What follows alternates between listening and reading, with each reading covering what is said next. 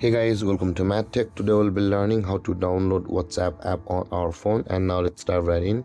Now to download the WhatsApp app, first we'll be required to open the Play Store on our phone. And over here guys, at the top of the screen you can see there is the search bar available for us. Tap over there and type in WhatsApp and search for it. And over here guys, you will be seeing the WhatsApp messenger like this, but if you have not installed it, there will be a download button. Because I have already installed it on my phone, there's the open button available for me, but in your case there will be a download button guys. Open it, and similarly over here also there will be download button available instead of the open, and you will be required to tap on that download button and it will be momentarily download and installed on your phone.